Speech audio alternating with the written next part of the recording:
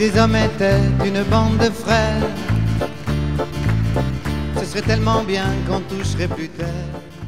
Je voudrais que vous puissiez avoir un petit fondement à partir duquel j'introduis ce qui m'a été demandé de spécifique, la question de la synodalité entrevue avec la bienheureuse Vierge Marie.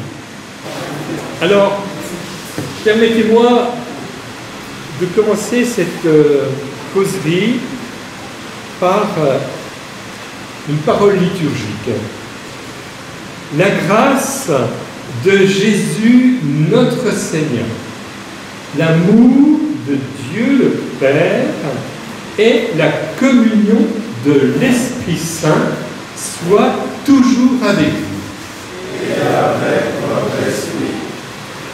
Ainsi, en introduisant par la célébration liturgique au début de l'Eucharistie cette thématique, la synodalité, utopie ou réalité, avec la bienheureuse Vierge Marie, notre fondement se veut résolument trinitaire.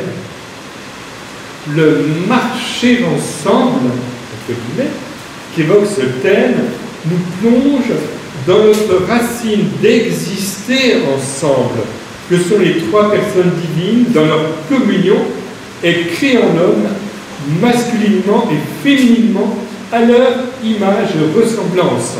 Jésus le rappelle en reprenant les premiers chapitres de la Genèse. Cette vie d'échange du couple fondateur, Adam et Ève, dans une capacité de don-accueil réciproque, s'inscrit dans le marcher ensemble. Et nous savons bien, après la rupture d'alliance avec Dieu par le péché de désobéissance, ils se cachent. Et Dieu est à leur recherche. L'écoute de la parole du Créateur falsifiée dans le dialogue avec le serpent sera aussi falsifiée dans le cœur d'Ève, entraînant aussi Adam dans leur chute commune. Mais Dieu va multiplier les alliances. Combien de traductions ont repris la vocation d'Abraham, notre Père dans la foi? Va vers toi-même, le pays que je t'indiquerai. On avance. Ainsi, la marche du peuple choisi avec Moïse dans le désert vers la terre promise et toutes les mises en route personnelle pour marcher à la suite du Christ sont autant d'ancrages bibliques qui nous ouvrent à cette thématique, la synodalité, utopie ou réalité, revisitée en lien avec la figure de la bienheureuse Vierge Marie. Nous sommes au chapitre 8 de Lumen Gentium. Jésus, le Verbe fait chair comme nouvel Adam, s'est associé Marie, la nouvelle Ève, qui va nous faire entrer dans une nouvelle alliance définitive en son corps livré et son sang versé pour nous purifier, nous pardonner et nous immerger dans le cœur de Dieu. Après l'évangile de l'Annonciation, Cana est un texte clé. Les disciples crurent en lui. Nous les retrouverons au Cénacle après l'Ascension pour le nouveau départ, la nouvelle mise en route de la Pentecôte. Mais le plus grand périple est de descendre au fond de soi où Dieu réside, lui qui désire tant que nous marchions en sa présence pour devenir accomplis. Alors, dans un premier temps, essayons de mieux cerner la signification de ce projet synodal et son actualité, utopie ou réalité, pour mieux l'aborder ensuite sous l'angle marial et ecclésial, offrant une contribution à la réflexion. Alors maintenant, nous sommes dans le premier chapitre, la première partie, la synodalité. Excusez-moi, mais j'ai l'impression que le micro fonctionne mal. Vous n'avez pas un outil qui fonctionne bien, parce que j'ai l'impression qu'on passe de l'amplification à... Vous m'entendez bien sans micro? Non, il vaut mieux le micro. Je continue? Avec, c'est bon, l'apparition du mot synode, les mots-clés qui accompagnent l'approche des vulgarisateurs sont évocateurs. Communion, collégialité, dialogue. Nous y associerons, avec la bienheureuse Vierge Marie, ceux de sainteté, transmission, conversion. Alors, quelques repères. Le mot de racine grecque odos, chemin, et sun, avec, signifie faire route ensemble. Vous savez, beaucoup d'évêques ont déjà lancé leur synode diocésain, réunissant le peuple de Dieu, clercs et laïcs, dans leur diocèse, mais le synode peut être universel, réunissant les évêques ou l'Église entière. Vous avez reconnu. Nous avons ainsi dans notre mémoire immédiate les derniers synodes épiscopaux à Rome, celui sur la famille en 2 sessions, en 2014 et 2015, et celui sur la jeunesse 2018, médiatisé. Or, lors de la seconde session du synode sur la famille, le 17 octobre 2015, le pape François, lors de la célébration du 50e anniversaire de la création de cette institution par Paul VI, fit un discours parlant ouvertement, je cite, de la dimension constitutive de la synodalité de l'Église, comme une approche innovante pour l'Église. Il nous éveillait à la mémoire rapprochée de ce qui suivit le Concile de Vatican II, 1962-1965, par cette annonce de Paul VI en 1965 de la création d'un synode des évêques, synode général, comme un organe consultatif portant. Paul VI répondait au désir des pères du Concile Vatican II de maintenir vivant l'esprit de la collégialité engendrée par le Concile. Pour ma génération, celle qui a connu Paul VI, on se souvient, au lendemain du Concile Vatican II, de l'initiative appelée le Concile des jeunes, sous la colline de Thésée, lancée avec le frère Roger Schutz en 1915-2005. Et en classe de seconde, âgé de 17 ans, en 1972, je m'émerveillais du fait que du monde entier, des jeunes se rassemblaient à la fois pour prier, se recueillir et échanger, et ceci toute l'année. C'était il y a 50 ans.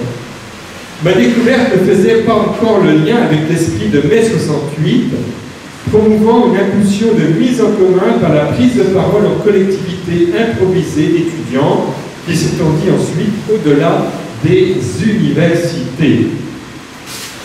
Il me faudra attendre les grands rassemblements internationaux tous les 2 ou 3 ans des Journées mondiales de la jeunesse, inaugurées par Jean-Paul II dès 1986 à Paris, pour retrouver cet esprit découvert à Thésée.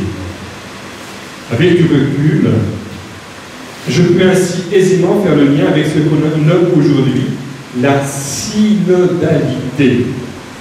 Dans les grandes villes du monde, ces journées mondiales de la jeunesse furent clôturées par une Eucharistie rassemblant jusqu'à 5 millions de personnes, comme ce fut le cas à Manille en 1995. Avec Paul VI et Jean-Paul II, l'impulsion était donnée pour marcher ensemble, s'écouter, discerner et s'ouvrir à la différence et la mission dans l'esprit de l'Évangile. Notons aussi que les lieux de pèlerinage marial poursuivaient à taille réduite cet élan. Lourdes, Notre-Dame-du-Los.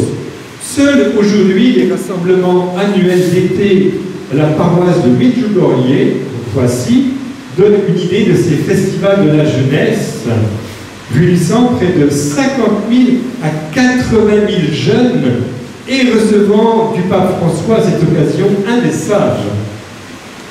Le curé franciscain a choisi l'adoration après la messe au cœur du programme pastoral avec la possibilité de se confesser. Comme le fit ponctuellement pour clore l'année du sacerdoce le pape Benoît XVI, place Saint-Pierre en 2010, durant 1 heure entière de silence. Et dans ses écrits, Joseph Ratzinger, le futur pape Benoît XVI, nous rappelle la mémoire lointaine de cette synodalité, car je cite, « Dans la tradition de l'Église, des assemblées d'évêques, dites synodes, ont toujours existé. » Alors, son analyse est reprise par la Commission théologique internationale qui nous offre dans un travail exhaustif en 2018 la synodalité dans la vie et dans la mission de l'Église. L'ancrage essentiel dans notre approche. En fait, cette commission nous fait entrevoir que dès la constitution des évangiles et des épîtres apparaissent des germes de cette réalité. Cette commission distingue bien les différents niveaux, nous rappelant que le concile désigne dans l'Église une assemblée d'évêques réunis pour délibérer et prendre des décisions en matière de doctrine ou de discipline. Il ne faut pas confondre évidemment le synode avec le concile, qui a un caractère œcuménique et au cours duquel tous les évêques du monde sont appelés à participer. Lors d'un concile, les évêques abordent les questions qu'ils souhaitent et leur vaut à autorité sur les décisions du pape.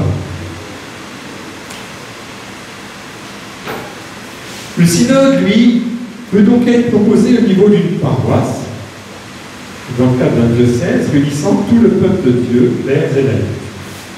Alors, le synode, selon le pape François, donc en ouverture du synode sur la famille, le lundi 6 octobre 2014, le pape François a rappelé la façon dont il envisageait les discussions. Pour lui, il faut, alors je le cite, parler clairement, parler avec parésia, en grec, ça veut dire franchise, et écouter avec humilité.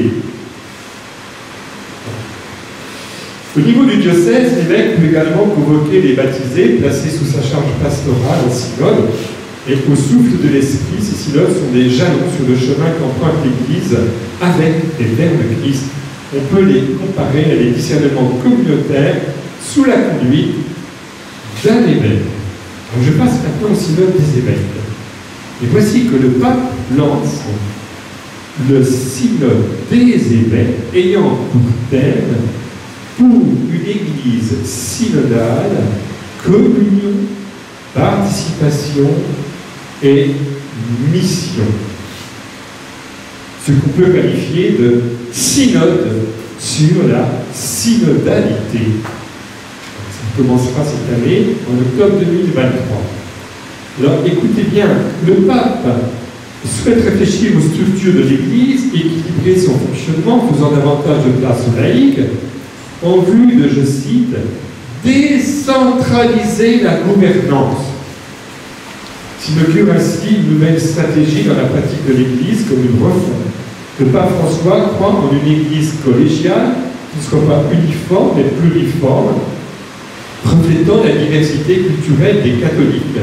Ce qu'il appelle au numéro 190 de son encyclique Fratelli Tutti, je cite, le polyèdre où tout le monde trouve une place. Le projet est celui d'une église, alors c'est lui qui parle, décléricalisée, où le clergé n'est pas au centre, mais au service des chrétiens. Je ferme la parenthèse. Déjà en 2015, pour le 50e anniversaire de l'institution synodale, il avait déclaré que, et je cite, le chemin de la synodalité est justement celui que Dieu attend de l'Église pour le 3e millénaire. Fin de citation. En clair, il s'agit pour l'Église de passer de la verticalité à l'horizontalité, d'une Église cléricale à une Église de baptisés qui fait de la place au débat.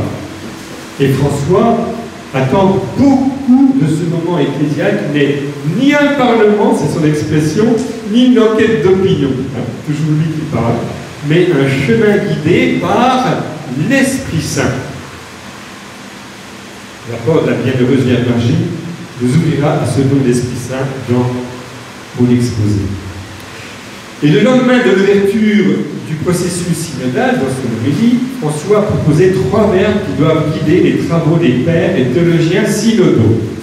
Rencontrer, écouter, discerner. 3 verbes qui doivent permettre d'en finir avec les modèles pastoraux répétitifs. Fin de citation, selon son expression. L'Église est donc mise au défi de se montrer créative.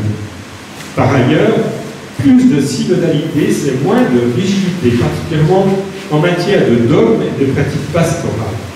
Cette rigidité maintient l'Église dans un immobilisme mortifère. François, dès l'abord de son pontificat, a dénoncé dans son exhortation apostolique la joie de l'Évangile, la tentation du « on a toujours fait ainsi », laquelle ferait le renouveau ecclésial qu'il appelle de ses vœux. Plus de synodalité permet aussi de contrer le centralisme romain en donnant davantage de pouvoir aux conférences nationales et continentales. Actuellement, cela n'existe pas. La relation entre Rome et l'évêque du diocèse est directe. Si un évêque a tout pouvoir, ou presque dans son diocèse, la conférence épiscopale n'en a pour ainsi dire aucun. Or, la gestion de l'Église universelle, environ 1,4 milliard de catholiques à travers le monde en 2023, sans compter d'autres confessions, dont les évangéliques en pleine expansion, est soutenue par quelques milliers de fonctionnaires de la curie, et ça devient obsolète. Cette gestion logistique est du Moyen-Âge. Rappelons que la tâche première de l'Église est l'ordre missionnaire apostolique, l'annonce de l'Évangile. Alors, pour l'ouverture du synode sur la synodalité, les mises en garde du pape. Donc, dans son discours prononcé à l'occasion de l'ouverture du synode, le 9 octobre 2021, le pape a identifié le formalisme, l'intellectualisme et l'immobilisme comme étant les 3 grands risques qui pourraient faire échouer le processus synodal inédit qui doit durer 2 ans.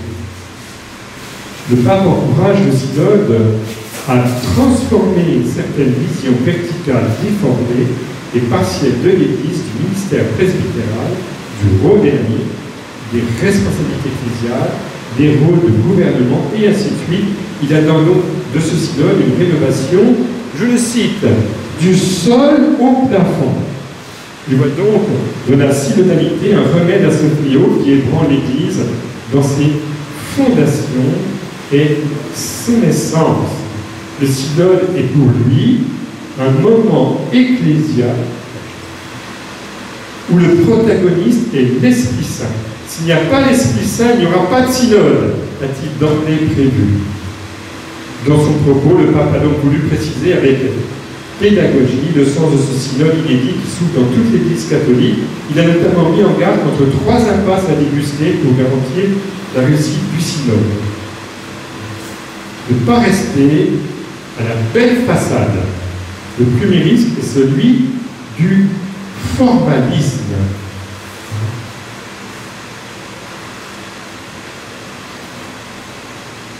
Comme sinon rester à regarder la belle façade d'une église sans jamais y mettre les pieds.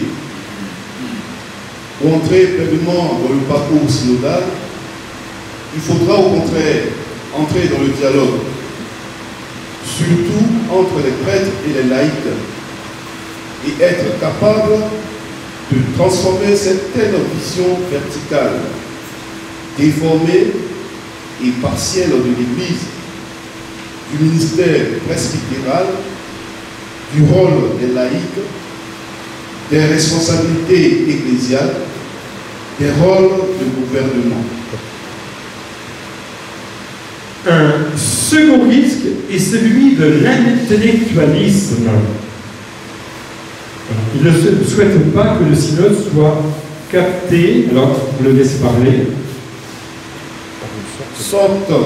par une sorte de groupe d'études avec des interventions cultivées mais abstraites une sorte de parler de soi, où l'on procède de manière superficielle et mondaine, pour finir par retomber dans les classifications stériles, idéologiques et partisanes habituelles. À l'inverse, le synode doit être ancré dans, je cite, la réalité du peuple saint de Dieu et dans la vie concrète des communautés. Ainsi, le pape n'a cessé d'appeler à la participation de tous. Je le cite, c'est un engagement ecclésial indispensable, a-t-il martelé dans son discours, invitant notamment à faire une plus grande place aux femmes qui sont encore souvent à la marge. Enfin, le pape François a mis en garde contre la tentation de l'immobilisme. Le risque est de finir par adopter d'anciennes solutions pour de nouveaux problèmes. A insisté le pape, rappelant que le synode devait être un processus en mouvement qui part du bas, c'est-à-dire des églises locales. Alors maintenant, les trois opportunités du synode sur la synodalité. À ces trois risques, le pape a voulu opposer trois opportunités. La première est de transformer, je cite, non pas occasionnellement, mais structurellement, l'Église vers une Église synodale, c'est-à-dire un lieu ouvert où chacun se sent chez lui et peut participer. La seconde opportunité offerte par le synode est, selon lui, de devenir une Église de l'écoute. Et pour vous qui êtes dans une culture de la patate, ça doit vous faire sourire, tout ça. Écouter l'Esprit dans l'adoration et la prière, écouter les frères et sœurs sur les espérances et les crises de la foi dans les différentes régions du monde, sur les besoins urgents de renouveler la vie pastorale, sur les signaux qui émergent des réalités locales. Enfin, le chemin synodal pourrait permettre de devenir une église de proximité, qui établit des liens plus étroits d'amitié avec la société et le monde, dit-il, qui ne se sépare pas de la vie, mais qui prend en charge les fragilités et les pauvretés de notre temps. Fin de citation. En conformité à l'enseignement de Lumen Gentium, la Constitution sur l'Église, Concile Vatican II, le pape François relève en particulier que sur la base de la doctrine du sens de la foi des fidèles, sensus filii fidelium, tous les membres de l'Église sont des sujets actifs de l'évangélisation. Il s'ensuit que la mise en œuvre d'une Église synodale est la condition préalable et indispensable pour un nouvel élan missionnaire qui engage la totalité du peuple de Dieu. La Commission théologique internationale, rappelant l'affirmation conciliaire, l'onction du Saint-Esprit se manifeste dans le sensus filii fidèle, reprend ce magnifique texte de François.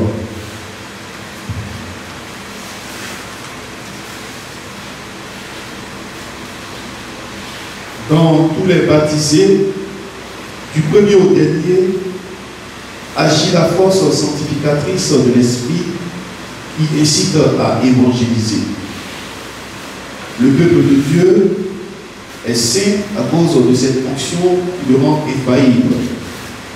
In credendo. Cela signifie que quand il croit, il ne se trompe pas, même s'il ne trouve pas les paroles pour exprimer sa foi. L'Esprit le guide dans la vérité et le conduit au salut. Comme faisant partie de son mystère d'amour pour l'humanité, Dieu donne la totalité des fidèles un instinct de la foi, le sensus fidei. Il les aide à discerner ce qui vient réellement de Dieu. La présence de l'Esprit donne aux chrétiens une certaine co-naturalité avec les réalités divines et une sagesse qui leur permet de les comprendre de manière intuitive. Un très beau texte. Ne vous inquiétez pas, vous l'aurez dans votre document. Alors, on passe maintenant à la partie plus spécifique qui m'a été demandée. Deuxième partie, la figure de la Bienheureuse Vierge Marie au service de la démarche synodale. Je peux vous dire franchement, j'ai rien trouvé de ce que je vais vous dire dans les documents sur le synode. Donc là, je fais un travail théologique personnel. L'axe nous sera donné par le pape Paul VI dans son exhortation apostolique.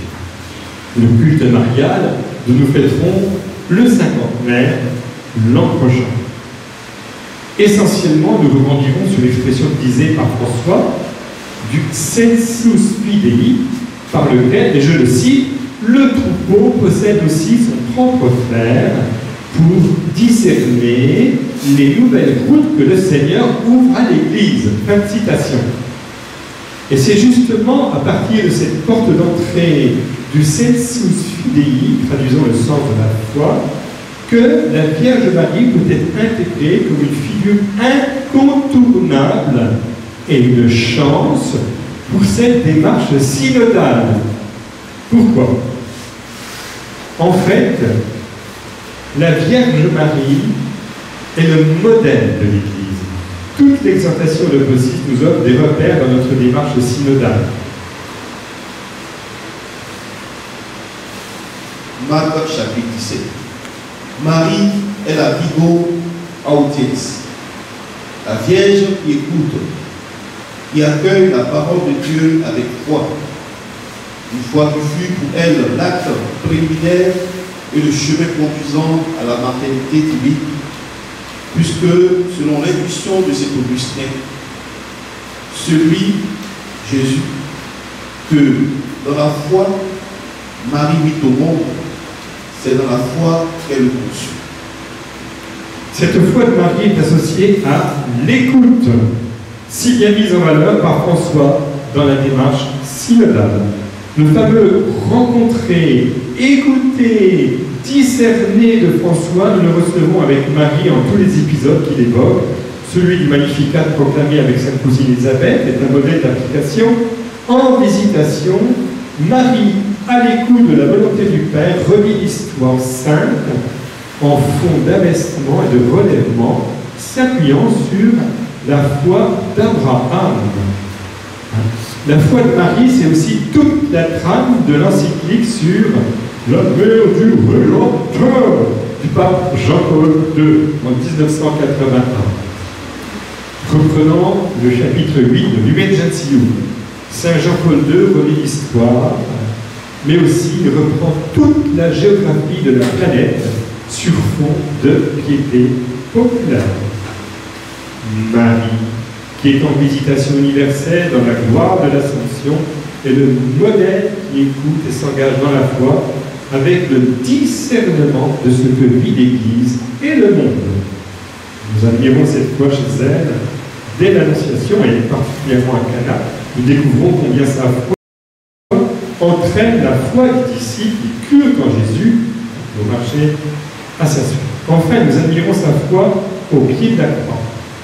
Mais contempler la foi de Marie ne suffit pas. Marie, experte en transmission orale. J'ai travaillé ça pour vous particulièrement à Abidjan, de notre diocèse, de la culture qui est l'amour. En effet, la Vierge Marie nous offre le contenu de cette foi qui s'appuie sur les évangiles, nous faisant approfondir le mystère de Jésus dans sa double nature, humaine et divine. Il est vraiment le Fils de Dieu et il est né de la Vierge Marie. Pourtant, cela ne paraît pas du tout évident au peuple de Dieu réuni en synode que tout cet héritage de l'Évangile nous offre le témoignage d'une communauté, écoutez bien, qui a mémorisé dans un premier temps ce que Jésus a dit et fait, et nous l'a ensuite transmis fidèlement par répit. Nous le comprenons, ce n'est pas la Vierge Marie toute seule, mais la communauté rassemblée, après la fête de la Pentecôte, nous a fait hériter de cet enseignement de la mère de Jésus et qui nous l'a transmis. Donc retenons que non seulement Marie est modèle de la foi, mais elle est aussi celle qui nous offre le contenu de cette foi. Un chapitre entier sur le rôle de Marie, mère de mémoire, pourrait être justement consacré à cette occasion d'une démarche synodale qui nous fait entrevoir la mission de la Vierge à partir de la Pentecôte essentiellement. Cette mission est entrevue à travers le prisme de la mémorisation qui est la tâche confiée particulièrement aux femmes dont Marie, la mère de Jésus, a fait le chef d'orchestre, si je puis dire. Ainsi donc, la Vierge Marie non seulement nous fait des confidences sur ce qu'elle a vécu dans son intimité la plus grande, mais aussi la Vierge Marie nous donne comme en héritage tout ce qu'elle a reçu dans, ou mieux, à partir de sa relation avec Dieu, Père, Fils et Saint-Esprit. On nous dit que Jean l'a pris chez lui, Tabibia, comme son bien propre. C'est la traduction exacte du mot grec. Il s'agit en fait de la réception de la mère de Jésus avec tout ce qu'elle possède, tout ce qu'elle a reçu en vue de nous le transmettre.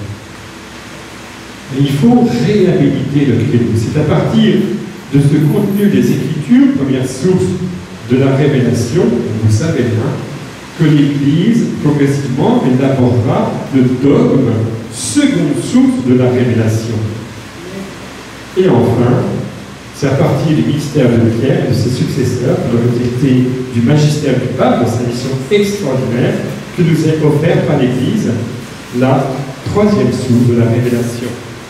La formulation du dogme comme seconde source de la révélation est inséparable de la première source qui est la parole de Dieu, qui peut être considérée comme une lettre d'amour du Dieu époux à son peuple, l'épousé.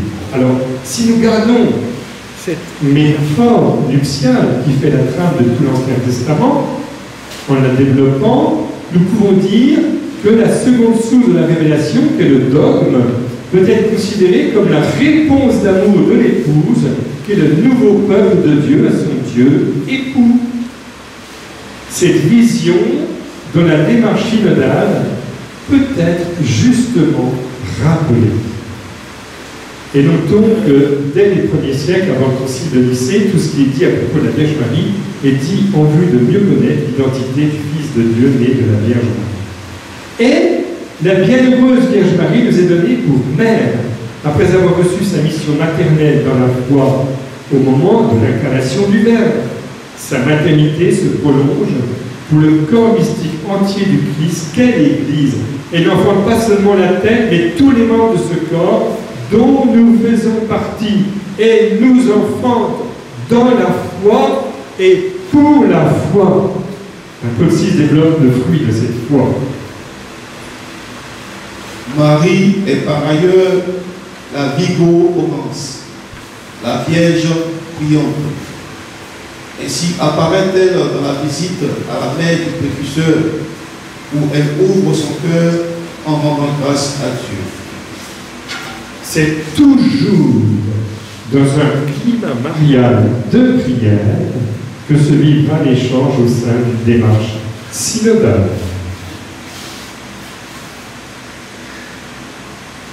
Marie est encore la Virgo Pariens, la Vierge Mère, c'est-à-dire celle qui, par sa foi et son obéissance, a engendré sur la terre le Fils du Père, sans connaître d'homme, mais enveloppé par l'Esprit Saint.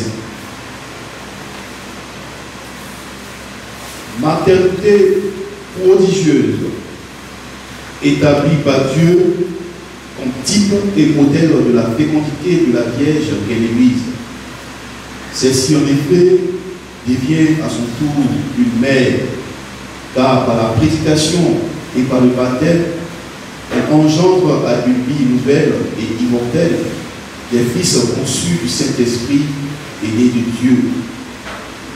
À juste titre, les anciens pères enseignaient que l'Église prolonge dans le sacrement du baptême la maternité virginale de Marie. Donc dans cette démarche synodale, il s'agit de l'Église qui a comme modèle la Vierge Marie. Elle est membre de l'Église et mère de l'Église. Si bien que l'Église naissante avec Marie confie aux disciples bien-aimés d'une part, mais aussi avec Pierre, qui est confié le pouvoir des clés, va vivre à la fois cette double réalité dans ce qu'on nomme aujourd'hui son rôle maternel, figuré par les chants, et son rôle paternel, figuré par Pierre. Nulus maternum et nulus paternum. Le rôle paternel à travers la mission spécifique des évêques et des prêtres qui mandatent consiste à diriger en tant que pasteur le peuple de Dieu et enseigner. Le rôle maternel de l'Église consiste à offrir par l'annonce de la parole et le témoignage sacramentel et de vie dans la charité les conditions en vue de faire naître de nouveaux baptisés à la vie nouvelle.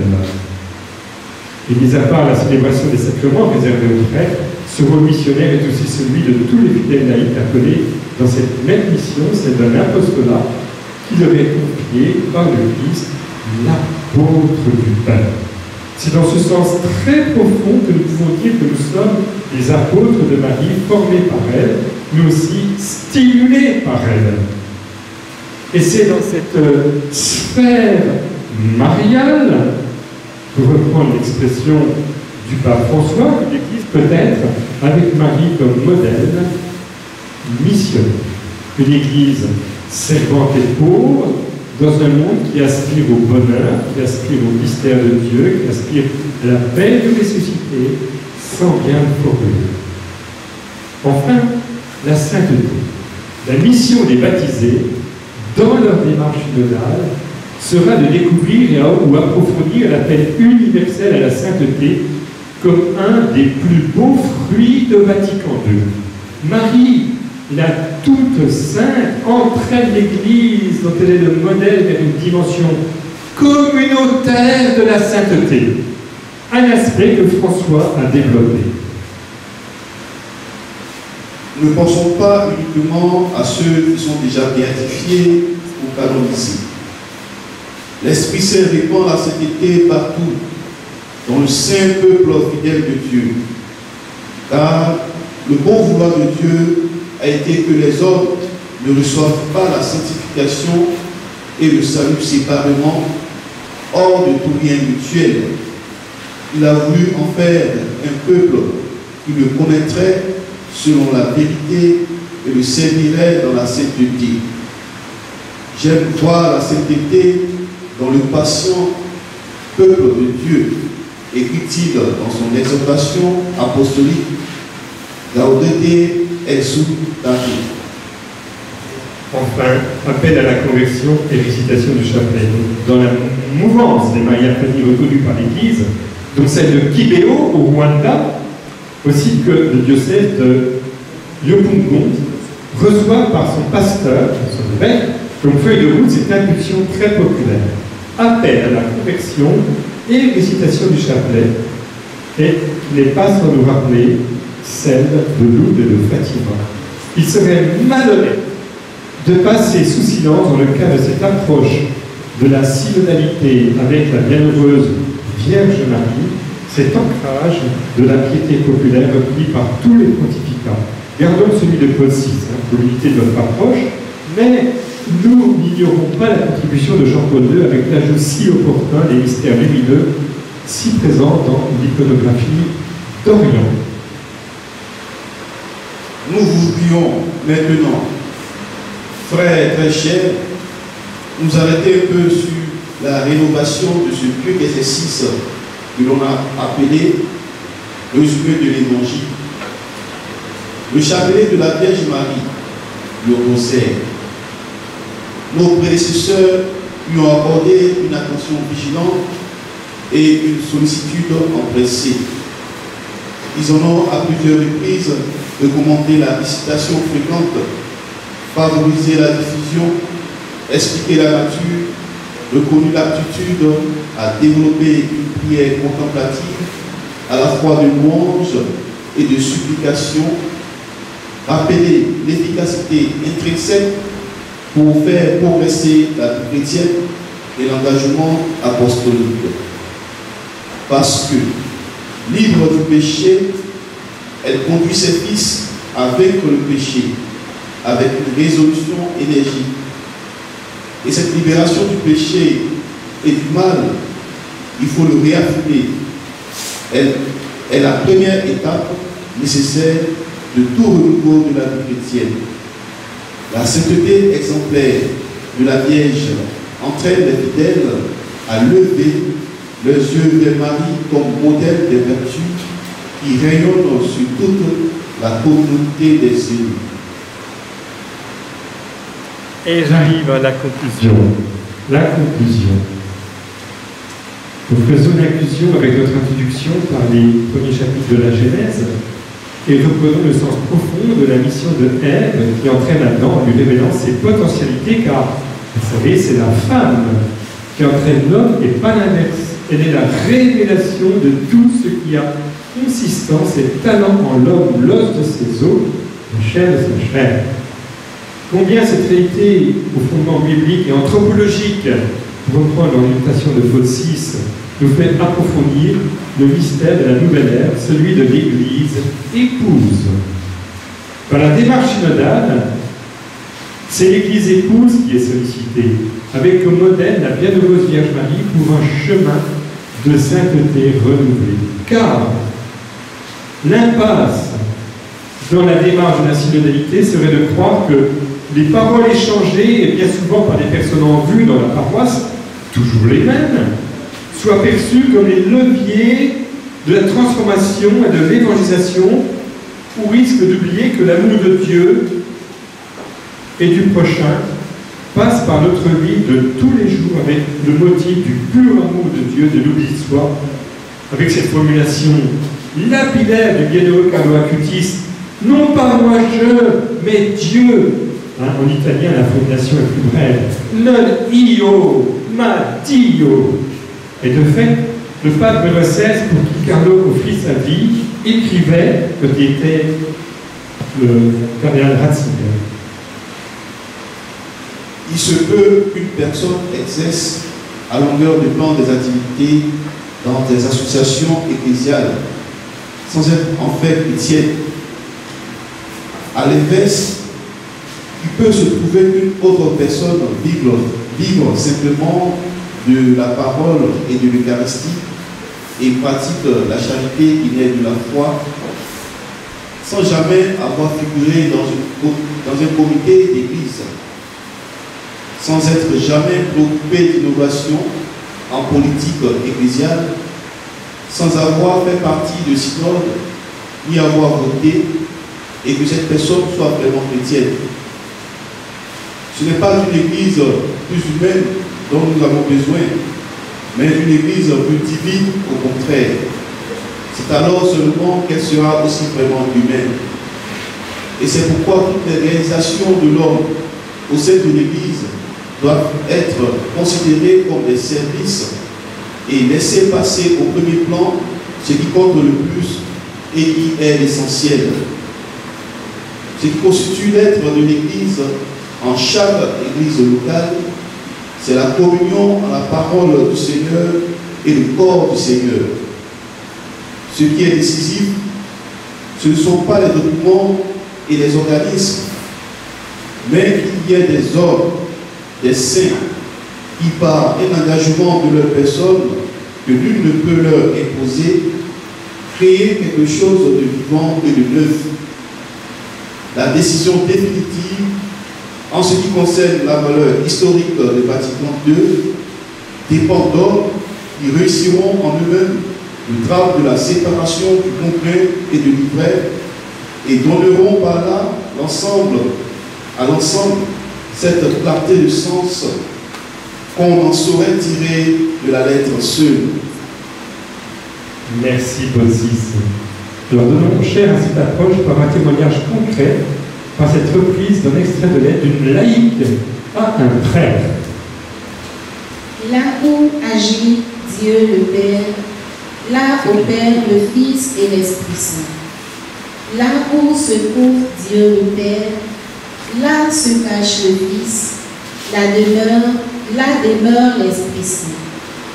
Tout le Père est dans le Fils, et tout le Fils est dans le Père, tout le Père et le Fils dans l'Esprit Saint.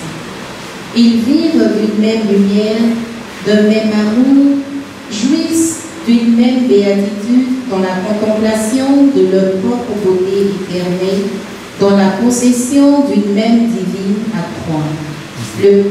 Divinité à trois. Le Père aime le Fils aime le Père. Le Père et le Fils s'aiment et nous aiment dans l'Esprit Saint. Comment en effet ne pas évoquer le rôle des femmes qui, comme la bienheureuse Vierge Marie, nous montrent le chemin, telles ces grands-mères au temps du communisme stalinien qui ont tenu bon, transmettant à contre-courant la foi à leurs petits-enfants, alors même que certains parents endoctrinés avaient parfois renoncé. Et que dire des mères, des martyrs coptes de Saint-Malou, dont l'une offrit ce témoignage récemment: si je voyais celui qui a décapité mon fils passer devant chez moi, je l'inviterais à boire un café, car je lui ai pardonné, et par son geste, il lui a donné la palme du martyr. C'est bien dans ce contexte géopolitique bouleversé, avec des questions sociales cruciales, que s'inscrit dans la démarche synodale voulue par François la théologie des saints, avec la bienheureuse Vierge Marie comme modèle. L'Église sainte et immaculée, lue par l'Esprit Saint, appelle l'époux en son retour en gloire. Maranatha, viens, Seigneur Jésus.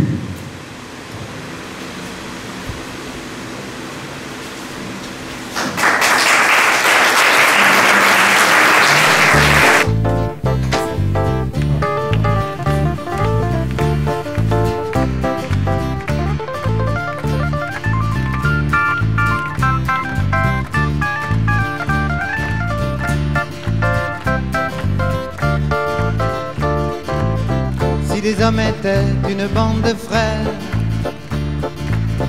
ce serait tellement bien qu'on toucherait plus terre.